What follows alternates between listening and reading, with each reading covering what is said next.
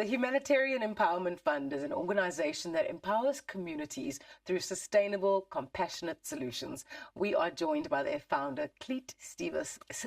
Very welcome to Goeiemôre. Good morning, Clete. Good morning. Thank you so much. Can you explain to us what is the Humanitarian Empowerment Fund? Well, it's we like to move away from the charity to empowering. Yeah. So it's empowering through three pillars: food security, restoration, and education. But it was actually founded and started through my mom, her passion and her love for communities, and then obviously the legacy just carried on. But it's based on love and compassion, and as you said, sustainable solutions. You've mentioned the focuses: food security, education, and restoration. Why are these three focuses so important in helping a community? I think it's relevant to our society on where it is at now. The restorations part to restore hope, dignity, pride to people. And then the food security crisis, as you know, is our country's in a... Yeah. But we try and bring sustainable solutions to that. And obviously the education is also, we compassionate to drive that. What types of food support initiatives does the HEF implement, and how do you make sure that these are tailored specifically to the needs of certain local communities?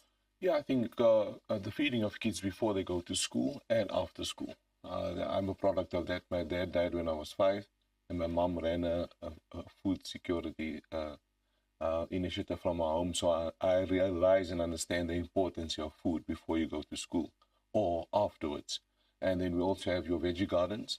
We have about 30, 40 of them throughout the country, which is at ECD centers, primary schools, and so forth. And we just launched with one of our partners and corporates our first hydroponics facility. Another thing is also community bakeries, where we sustainable. We have people employed, make food in the bakes bread in the morning, and that supplies little shops. And then money comes in and it sustains itself. I just want to get back to the feeding of children before school. I think for many of us, we don't really understand how badly kids need to eat so that they can learn and so that they can grow.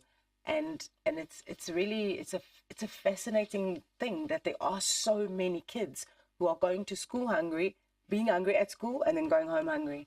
Coming back to your first question when you asked me what is our drive, and that was one of the things, is that kids need to eat, and the unemployment rate is 47%, 48% in the country. So if parents are unemployed, what happens to the children? Yeah.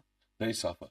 And then you think about the fatherless and the orphans and those kids that need something sustainable. Hoe gaan jy dink as jy skool toe gaan? Yeah.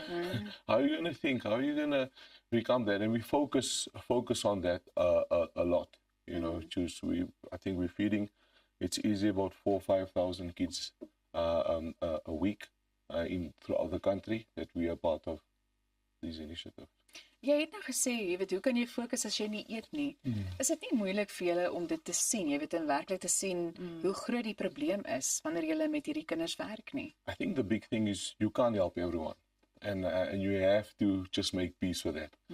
But whoever God brings along your path, that's the ones that you need to reach out and help. And we work with community leaders, churches, and so forth that can identify the needs of these kids, and that's how we get involved. So we can't help everyone, but you change a community one person at a time. Yeah, and one of the communities that you are indeed helping is in Vosloorus. Explain to me the plastic buyback initiative. It actually goes beyond plastic to paper and so forth. But plastic is our main drive. We're pushing about 25, 30 tons there a month that's going out. And through God's grace, we have off-takers that buys from us. We've started 20 businesses through the buyback center, and we have 10 employed at our buyback center facility. So that's 30 families that has their own businesses.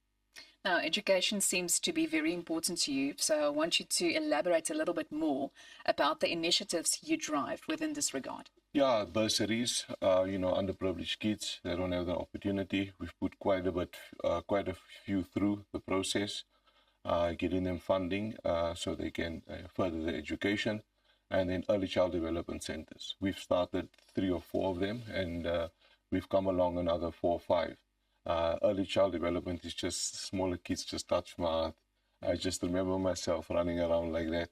And we're really passionate about that. Primary school level also. Yeah. You look like a fit, strong guy, Clete. Yes, So yes. I'm sure sport is something that is also quite close to your heart. And you've recently teamed up with Suzuki to launch a Sevens rugby development program guided by Jonathan Mukwena. Can you explain how all of that works and what is the reason for wanting to implement Sevens within communities? Yeah, I think why it's personal for me, I was a professional boxer way back when. And boxing gave me the opportunity, it took me off the streets. I grew up in a place called Sophia Town. It's rough and tough there in the Westbury Nuclear. And I met a phenomenal brother of mine now from another mother, Jonathan. And we just had a chat. And if you know his background, on what God has done in his life, And then Suzuki came along. I know somebody there. We had a chat. And he said, Clete, what's your passion? I said, I want to take rugby to grassroots level. We had a successful launch on the 10th of April. And we're having a big rugby festival on June 16, Youth Day. So what we've done now is taken 4 schools. Jonathan is taking them through a severe training camp. Mm-hmm. And then we're having these schools, with these 4 schools that will play against each other on June 16, and then the best team will be chosen out of that 4. And then obviously we're going to develop them. It's actually a talent scouting type of thing. We want to give these kids the opportunity that I had, to give them that opportunity to take them further. And you have to see these kids have nothing. But Suzuki are so compassionate and full of love. They're involved in the Varsity Cup, and I think they sponsor Griquas rugby team also. So for them to come down to grassroots level is just awesome. What are the centers of excellence and how do they contribute? Yeah, that's our holistic centers. 1 or 2 we've started, 3 or 4 we've come alongside and supported them and just strengthened them. I'll give you one example of one in Zenzele, just outside of Randfontein. We have a community center. Then you have touch points, I call it. We have an ECD center of 200 kids there. We have a community bakery. We have a Chisenyama. We have a skills development center. And you have 30 people employed. Wow. At this. So that ecosystem. That's what it's about. It's for the ecosystem. People in the community. Give you an example. All the teachers were domestic workers, and now is a qualified teacher. Was a packer at Spa, and now is a qualified teacher, and is actually the principal of the school. That's that empowering things that we do. Yeah, and I was actually just thinking about asking you the importance of empowerment within what it is that you do, because people are going on to create lives for themselves where they didn't have these opportunities before. That's exactly, I had my boxing coach. I was in a street fight. He came alongside. I was stabbed a couple of times. And he said, listen, my son, you're not going to see 30. Here's a way out. So it takes one person to come alongside and believe. And obviously I had a praying mom. Prayer always works. And that's what we do. That's the motto. You cannot give what you don't have. And we can only give what we have. And that people need mentors. They need people that can come alongside and guide them. Yes, you have your casualties, people that want to come along on a journey. But as I said, I think from 2018, we must have been involved in about 1,500, 2,000 jobs being created. And about 50, 60 businesses we've started out of our initiative. And it was all people that society had written off. Yeah. What are some of the biggest challenges you face in delivering these programs? Yeah, I think it's partners.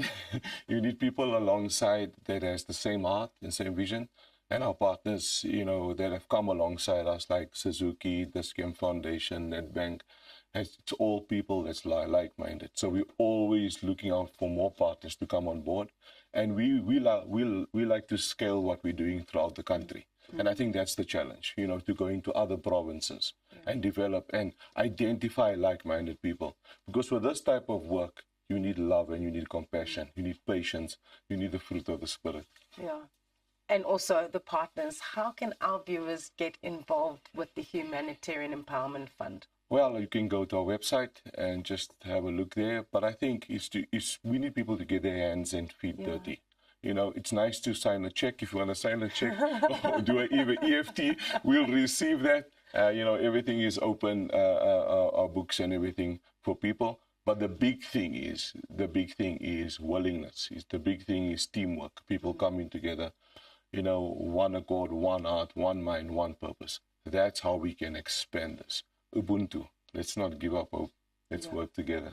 Yeah. Absolutely. And that's what it comes down to at the end of the day. Clete, it's been so good chatting to you on Goeiemôre, good morning, and all of the best going forward with the incredible work that you are doing with the Humanitarian Empowerment Fund. You are making a huge difference in a country that so desperately needs it. Thank you for this opportunity. Thank you. Thank you. Ons hoop julle is reg vir lekker musiek, want net hierna kuier Danny Smoke by ons om ons meer te vertel van sy nuwe enkelsnit. Elsa, wil jy die naam hoor? Ek luister. Dik stuk. Dit is op pad. Bly net waar jy is. Goeiemôre, good morning.